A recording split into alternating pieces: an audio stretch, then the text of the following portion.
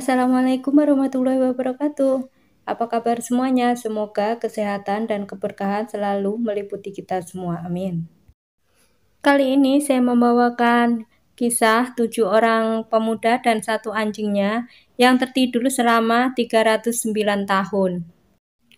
Atau biasa disebut Ashabul Kahfi. Sebelum saya mulai, saya ucapkan terima kasih kepada semuanya karena sudah klik channel ini. Langsung saja check it out. Kisah Ashabul Kahfi ini adalah kisah sebelum zamannya Nabi Muhammad SAW yang menceritakan seorang pemuda yang tertidur di dalam gua bersama anjingnya selama 309 tahun, di mana pemuda ini bersembunyi di Gua Wasit namanya, sekitar 8 km dari kota Amman, Yordania. Mereka melarikan diri dari kekejaman Raja Daqyanus. Selain sangat kejam, raja ini mengaku dirinya adalah Tuhan. Dan kisah ini disebutkan dalam surat Al-Kahfi ayat 9-26. Walaupun dalam Al-Quran tidak disebutkan secara pasti nama dan tempatnya, para ulama meyakini bahwa kejadian ini adalah kejadian yang nyata.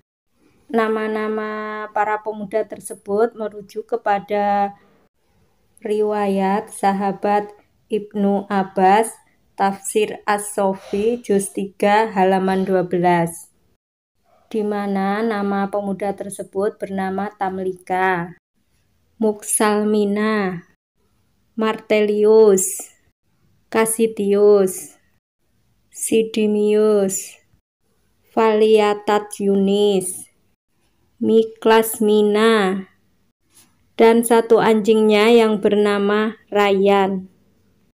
Kisah Ashabul Kahfi ini terungkap karena Ali bin Abi Thalib radhiyallahu anhu bercerita kepada 3 orang pendeta Yahudi ketika Umar bin Khattab menjadi Amirul Mukminin setelah Nabi Muhammad SAW wafat. Pada masa itu khalifah didatangi 3 orang pendeta Yahudi dan menanyakan suatu hal yang sangat penting. Para pendeta Yahudi itu pun berkata, "Wahai khalifah yang berkuasa, jika kamu dapat menjawab semua pertanyaan kami, maka kami pun akan masuk Islam dan percaya bahwa Muhammad adalah utusan Allah atau seorang nabi. Namun jika kalian semua tidak bisa menjawabnya, maka agama Islam adalah agama yang batil dan Nabi Muhammad adalah seorang pembohong belaka." Mendengar pembicaraan pendeta tersebut, Umar pun berkata, "Baiklah, pertanyakan apa saja yang ingin engkau tanyakan." Dan pendeta ini banyak sekali pertanyaan yang diajukan. Karena terlalu banyak pertanyaan, bahkan Ali bin Abi Thalib pun ikut membantu menjawabnya. Dari semua pertanyaan tersebut, Ali bin Abi Thalib berhasil menjawabnya. Bahkan 2 orang pendeta sudah masuk Islam. 1 orang pendeta yang belum masuk Islam itu berkata, "Wahai Ali, 2 orang temanku sudah masuk Islam. Tetapi saya belum yakin. Namun jika kamu bisa menjawab semua pertanyaanku ini dengan detail, maka saya pun akan masuk Islam." "Baiklah, silahkan apa yang ingin engkau tanyakan, akan kami jawab. Coba kamu terangkan, di zaman dahulu ada orang yang tertidur selama 309 tahun. Di mana tempatnya? Namanya siapa? Anjingnya bernama siapa? Dan mereka melarikan diri karena apa?" Ali pun menjawab, "Kisah itu sudah diceritakan dalam Al-Quran." "Ya, benar, di Al-Quran memang ada, tapi kurang lengkap nama dan tempatnya di mana.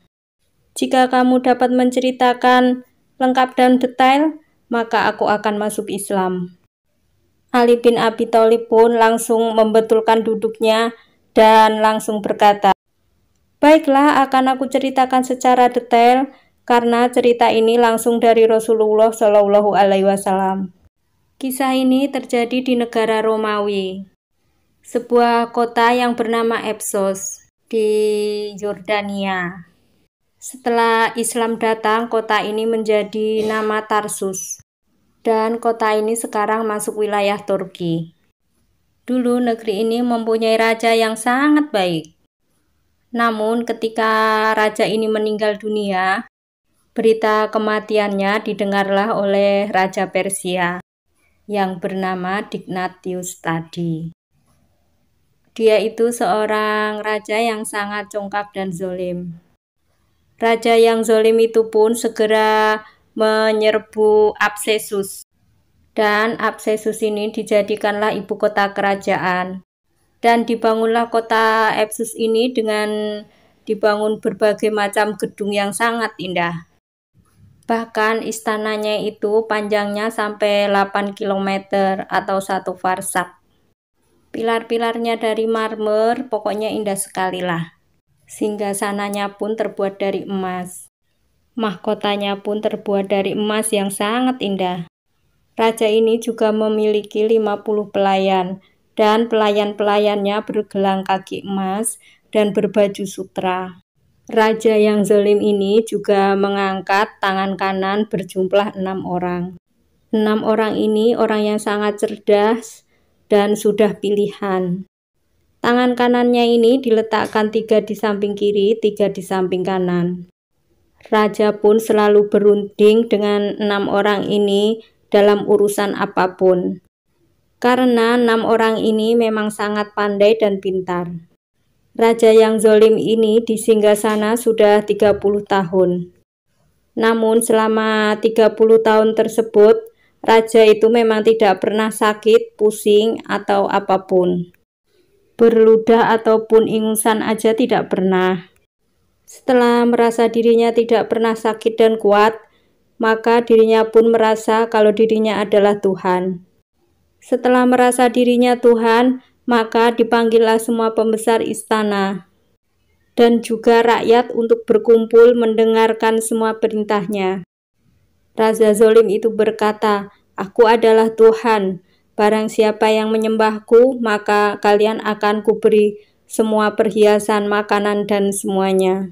Namun jika tidak mau menyembahku, maka kalian akan aku bunuh." Dan rakyat pun merasa takut dan akhirnya rakyat dengan terpaksa menyembah raja yang zalim itu. Untuk sampai beberapa tahun rakyat pun menyembah raja yang zalim itu dan melupakan Allah Subhanahu wa Ta'ala. Sampai suatu hari raja tersebut lagi duduk di singgasana dan tiba-tiba ada hulu balang berlari-lari memberikan informasi bahwa ada sebuah kerajaan dan bala tentaranya pun sangat banyak dan akan menyerang raja yang zalim tersebut. Mendengar berita tersebut, raja yang zalim itu sangat terkejut. Bahkan saking terkejutnya, mahkota yang dipakainya pun jatuh. Melihat kejadian tersebut, pemuda yang berjumlah 6 orang itu, mereka semua berkata dalam hati, kalau memang raja itu adalah Tuhan, maka tidak mungkin mahkotanya jatuh, dan tidak mungkin pula makan dan tidur. Bahkan kalau ada persoalan, raja ini selalu meminta pendapat kita untuk diselesaikan. Dan di sisi lain, keenam pemuda yang cerdik tersebut selalu mengadakan pertemuan bergiliran. Hari ini di rumah Tamlika, besok di rumah siapa, begitu seterusnya. Hari itu adalah giliran Tamlika menerima kunjungan 5 orang temannya. Namun dengan berkumpulnya 6 orang tersebut, Tamlika itu tidak ikut makan dan minum, kelihatan murung. Dan teman-temannya pun bertanya, ada apakah gerangan? Tamlika pun menjawab, teman-temanku, hatiku sangat risau oleh satu pikiran yang sangat mengganggu pikiranku. Apakah gerangan itu, Tamlika? Siapakah yang menciptakan langit dan bumi, bulan dan matahari, mereka berputar dan tidak jatuh ke bumi, menghias langit dengan bintang, membuat manusia lahir ke dunia dari ibunya. Dan saya yakin pembuatnya adalah Tuhan yang Maha Esa, bukanlah raja yang zalim itu, yaitu Raja Dicyanus. Mendengar perkataan Tamlika ini, kelima temannya langsung berlutut kepada Tamlika sambil berkata, "Wahai Tamlika, sebenarnya kita semua juga merasakan hal yang sama." Dan teman-temannya yang lain pun berkata, "Wahai Tamlika, ada baiknya kamu memberi solusi bagaimana baiknya kita melawan atau bagaimana. Kalau kita melawan raja yang zalim itu, sepertinya kita kalah tenaga dan strategi. Ada baiknya kita lari menjauh dari negeri ini." Dan mereka semua pun setuju.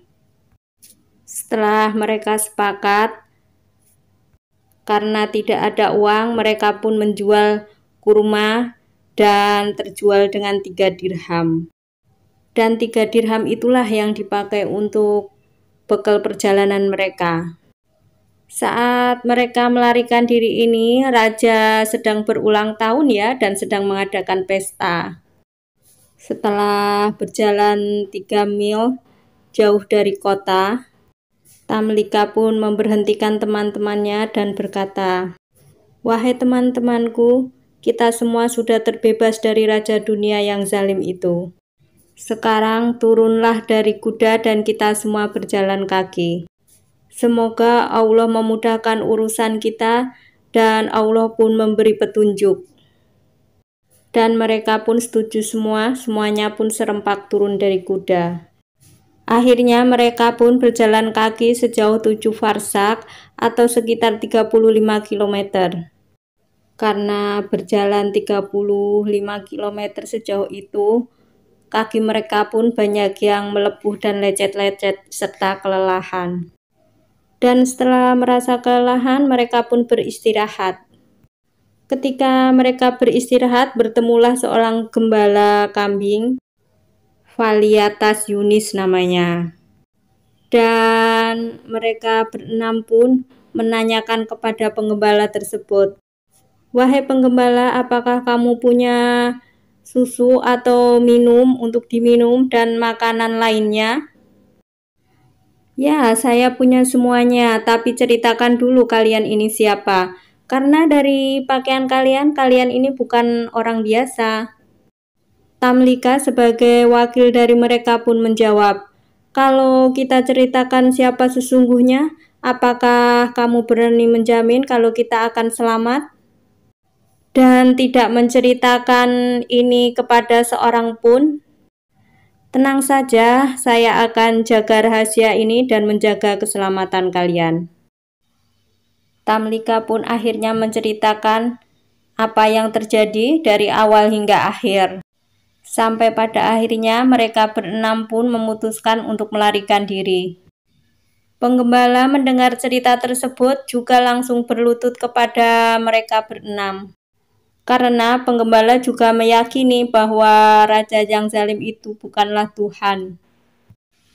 Penggembala ini pun berkata kepada Tamlika, "Baiklah, saya akan mengembalikan kambing ini, tunggulah di sini sebentar." Ketika penggembala itu sudah mengembalikan kambingnya dan kembali lagi, ternyata membawa seekor anjing yang warnanya agak kehitam-hitaman. Melihat anjing tersebut, keenam orang itu takut juga. Takutnya anjing tersebut melaporkan kejadian kepada sang raja. Keenam orang tersebut sepakat untuk tidak membawa anjing dan mengusirnya. Tapi sebelum mereka mengatakan hal tersebut, anjing itu selalu melihat ke arah Tamlika. Kemudian anjing tersebut menggeliat dan duduk bersimpuh. Anjing itu berkata dengan lancar dan jelasnya, "Hai orang-orang, kenapa kalian hendak mengusirku? Padahal aku ini bersaksi tidak ada Tuhan selain Allah. Tidak ada sekutu baginya. biarlah aku menjaga kalian dari musuh. Dan dengan berbuat demikian, aku bisa mendekatkan diri kepada Allah Subhanahu wa Ta'ala. Karena melihat keajaiban tersebut, anjing itu pun diizinkan untuk mengikutinya.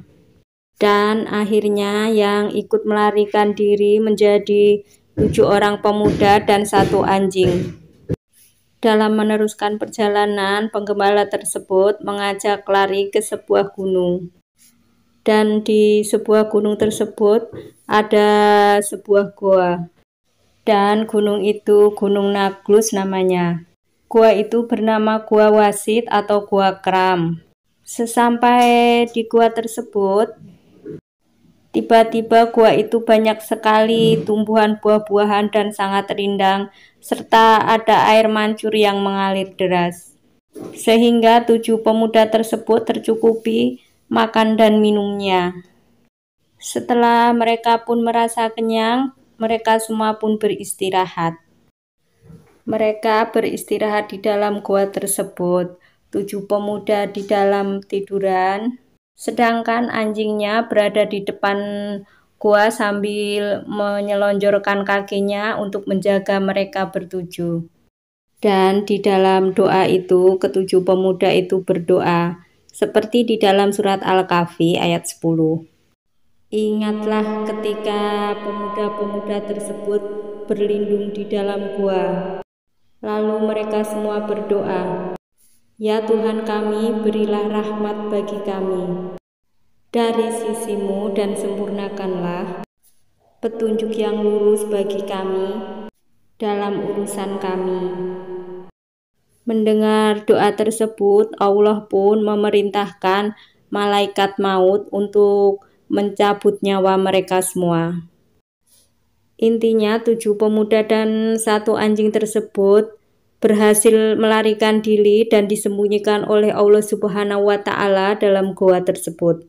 Kita kembali ke cerita Raja Dignatius yang sangat kejam itu. Ketika raja selesai berpesta ulang tahun, maka raja mencari 6 pemuda tersebut. Tengok kanan kiri, ke 6 pemuda tersebut tidak ada, lalu menanyakan ke semua para pegawai istana. Mereka tidak ada yang melihatnya dan raja pun memerintahkan untuk mencarinya sampai ketemu. Setelah dicari ke sana kemari namun tidak ketemu juga, barulah mereka menyadari bahwa ke-6 pemuda tersebut telah melarikan diri dan melaporkan kejadian tersebut kepada rajanya.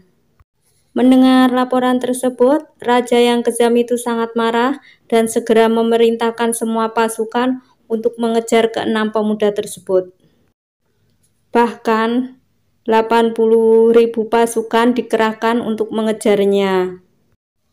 Pada akhirnya sampailah pada sebuah goa yang ditempati oleh 7 pemuda dan 1 anjing itu.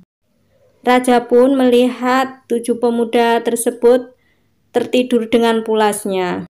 Dan raja itu berkata, "Kalau saya bunuh sekarang, maka dia tidak akan merasakan sakitnya, karena sedang tertidur. Kita tutup guanya saja dengan batu yang sangat besar dan kita semen, sampai mereka tidak bisa keluar dari gua ini, agar mereka tahu bagaimana rasanya membangkang kepadaku. Dan jika mereka bangun, biarlah mereka meminta kepada Tuhannya, apakah bisa Tuhannya itu mengeluarkan mereka dari gua ini yang sudah kusemen." Raja yang zalim itu pun mengatakan dengan nada sombong dan tertawa terbahak-bahak, seolah-olah dia tidak akan pernah mati dan berumur panjang selamanya. Dan dalam gua tertutup rapat, pemuda tersebut tinggal selama 309 tahun. Berarti 3 abad lebih, 7 pemuda dan 1 anjingnya ini ditidurkan oleh Allah Subhanahu wa Ta'ala. Setelah jeda waktu yang sangat panjang, 309 tahun, Allah pun mengembalikan nyawa mereka. Ketika pagi hari, matahari mulai terbit dan mereka pun terbangun, seolah baru terbangun dari tidurnya 1 malam. Wajah mereka pun tidak ada yang berubah, seolah-olah benar-benar baru 1 hari mereka tertidur. Mereka pun keluar dari goa dan melihat keadaan sekeliling sudah kering dan tandus. Padahal baru tadi sore mereka memakan buah-buahan tersebut dan meminum dari mata airnya. Salah satu dari mereka pun bertanya kembali kepada teman-temannya, "Berapa harikah kita tidur? Paling juga baru sehari kita tertidur." Karena pintu goa juga sudah dibuka oleh Allah Subhanahu wa Ta'ala dan bekas-bekas di semen pun tidak ada. Dikembalikan seperti semula ketika mereka masuk dan tidur. 7 pemuda tersebut merasa lapar. Mereka pun hendak membeli makanan ke kota. Tamlika berkata, "Adakah dari kalian yang bisa ke kota untuk membeli suatu makanan yang bisa dimakan?" Penggembala itu pun menjawab, "Baiklah, sebaiknya saya saja." Tetapi Tamlika merasa khawatir, akhirnya Tamlika pun menggantikannya. "Saya saja yang berangkat ke kota untuk mencari makanan agar tidak terlalu mencurigakan. Kita bertukar pakaian dulu agar tidak terlalu mencolok." Akhirnya Tamlika pun memakai pakaian penggembala dan berangkat ke kota dengan membawa uang 3 dirham. Ketika Tamlika berjalan menuju ke kota, sepertinya dia berjalan dan tidak mengenali kota tersebut. Dalam hati berkata, "Ini di mana ya? Kok saya belum pernah ke sini?" Sesampai di gerbang kota, ada bendera yang bertuliskan, "Tidak ada Tuhan selain Allah, dan Isa adalah Ruh Allah."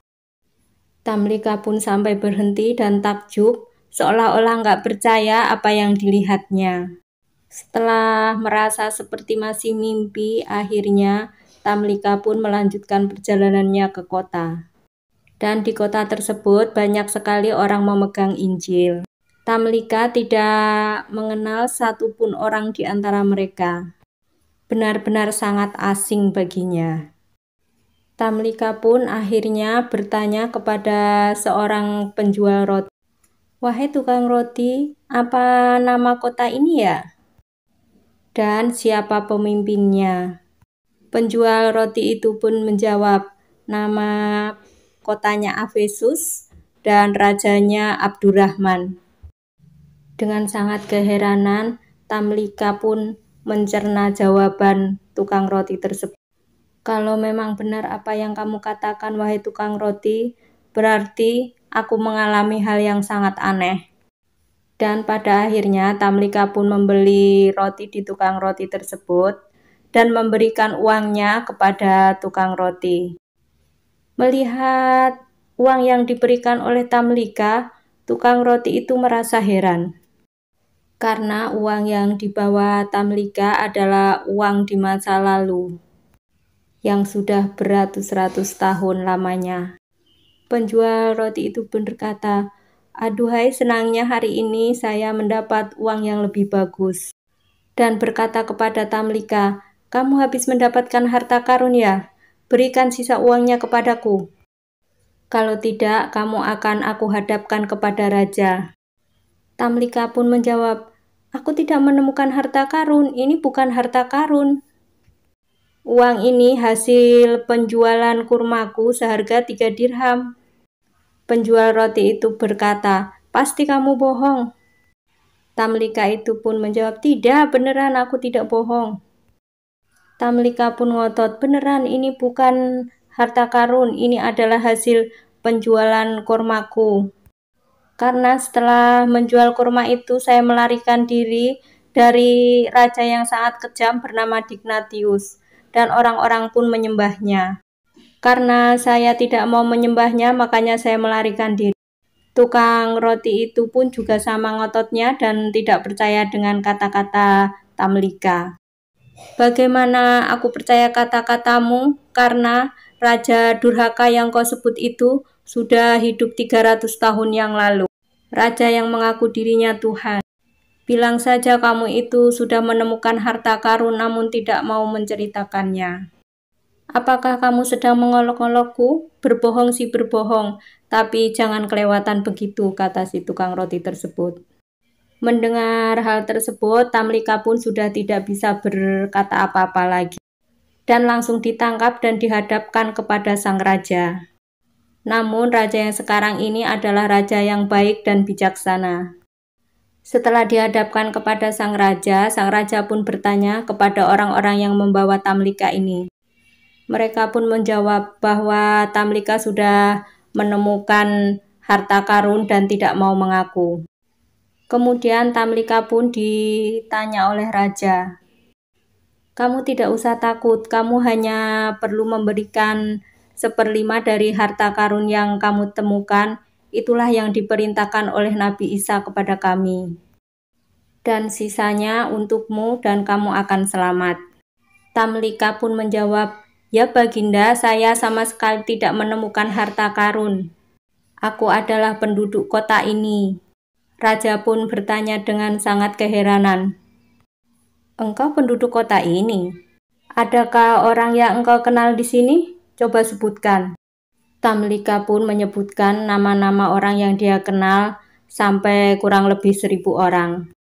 Namun tak satu pun dari nama yang disebutkan oleh Tamlika dikenal oleh raja ataupun orang-orang yang menangkapnya tadi. Orang-orang itu pun berkata, itu nama-nama bukan orang yang hidup di zaman sekarang." Raja yang bijaksana itu pun berkata demikian, bahwa orang-orang tersebut adalah bukan orang yang hidup di zaman sekarang. Akhirnya raja tersebut bertanya lagi kepada Tamlika, "Apakah kamu mempunyai rumah di sini?" "Punya, Yang Mulia." "Baiklah," akhirnya raja pun memerintahkan beberapa pengawalnya untuk menemani Tamlika ini pergi ke rumahnya. Dan Tamlika pun menuju rumahnya yang sangat tinggi itu. Dan Tamlika pun berkata kepada orang yang mengantarnya, "Itulah rumahku." Akhirnya pintu itu pun diketok dan keluarlah seorang kakek-kakek yang sudah sangat lanjut usia. Ketika melihat utusan raja datang, kakek ini sangat ketakutan dan berkata, "Kalian perlu apa ke sini?"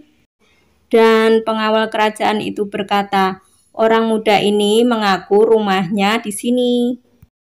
Sambil marah, kakek tua itu berkata, "Ini rumahku," sambil mengamati terus anak muda tersebut, Tamlika maksudnya. Si kakek itu bertanya, "Siapa namamu?" Tanya si kakek. Kata Tamlika pun menjawab, "Aku Tamlika, anak Filistin." "Coba kamu ulangi lagi." "Tamlika, anak Filistin." Mendengar jawaban yang begitu jelas, kakek tersebut langsung bertekuk lutut di hadapan Tamlika. "Dia adalah kakek buyutku. Dia adalah salah satu dari pemuda 6 orang yang melarikan diri dari Raja Dignatius yang sangat kejam dan zolim itu. Mereka semua berlari untuk mencari Allah Subhanahu wa Ta'ala yang sesungguhnya. Sesungguhnya Nabi Isa alaihissalam telah menceritakan kepada kita bahwa 6 orang itu akan hidup kembali atas kuasa Allah Subhanahu wa Ta'ala." Akhirnya kejadian tersebut pun dilaporkan kepada sang raja. Mendengar cerita tersebut, sang raja pun langsung menuju ke tempatnya Tamlika dengan mengendarai kuda yang sangat cepat. Sesampai di rumah Tamlika, sang raja pun langsung turun dari kudanya dan mengangkat Tamlika di atas pundaknya. Orang-orang yang lain pun berkeliling dan menciumi tangan Tamlika sambil berkata, "Wahai Tamlika, bagaimana keadaan teman-temanmu?" Dan Tamlika pun menjawab, "Mereka masih hidup dan berada di dalam gua." Dan pada masa itu, Epsus diurus oleh 2 bangsawan istana, satu beragama Islam, satu beragama Nasrani. Dan diperintahkanlah 2 orang kepercayaan tersebut untuk mengambil teman-teman Tamlika dari gua dibawa ke istana.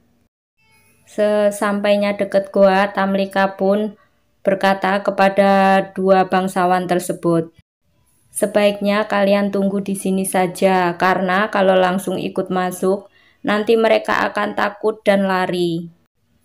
Karena mereka berpikir bahwa raja yang berkuasa saat ini adalah masih raja yang zalim itu.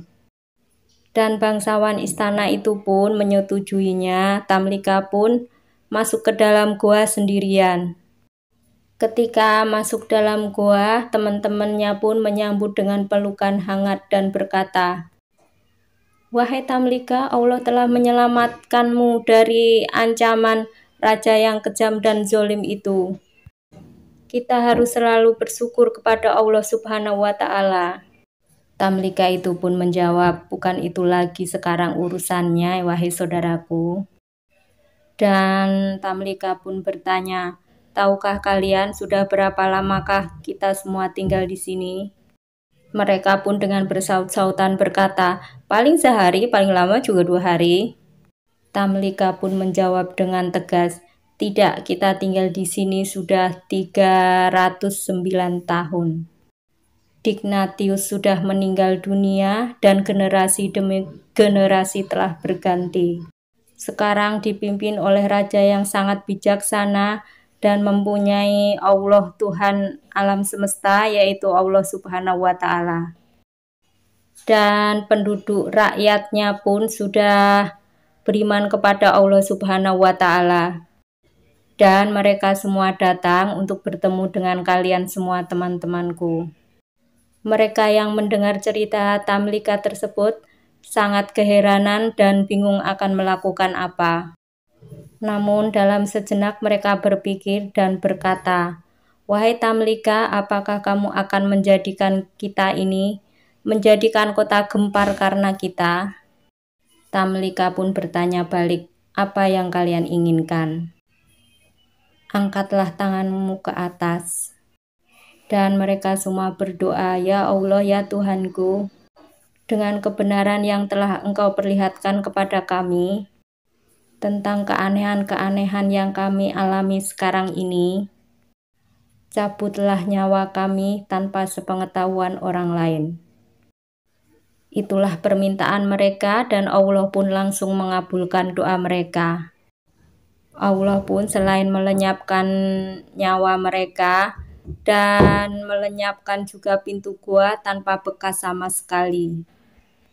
Karena sudah lama menunggu, dua bangsawan tersebut akhirnya menyusul ke tempat guanya. Namun anehnya pintu gua itu sudah tidak ada dan lenyap sama sekali. Tidak ada satu lubang pun yang bisa dilihat. Mereka pun berputar-putar sampai 7 hari 7 malam dan tidak ketemu juga. Dan disitulah dua bangsawan tersebut semakin yakin akan kekuasaan Allah Subhanahu wa Ta'ala. Itulah akhir cerita dari 7 pemuda yang tertidur dan bangun kembali setelah 309 tahun. Begitulah Ali bin Thalib menutup ceritanya. Dan Ali bin Thalib pun bertanya kepada pendeta Yahudi tersebut, "Bagaimana, apakah ceritanya sesuai dengan Tauratmu?" "Ali, janganlah kau sebut aku lagi seorang Yahudi, karena aku telah beriman kepada Allah Subhanahu wa Ta'ala. Dan ceritamu sesuai dengan Tauratku, kamu tidak mengurangi ataupun menambahkan. Dan tidak salah jika orang Mekah memberimu gelar seorang yang sangat pandai dan cerdas." Itu tadi cerita Asbabul Kahfi. Semoga cerita ini dapat menambah keimanan dan ketakwaan kita kepada Allah Subhanahu wa Ta'ala. Jika ada yang salah, saya mohon maaf sebesar-besarnya, karena sesungguhnya kebenaran hanya milik Allah Subhanahu wa Ta'ala. Jika ada yang kurang, boleh ditambah di kolom komentar. Akhir kata, wassalamualaikum warahmatullahi wabarakatuh. See you next video.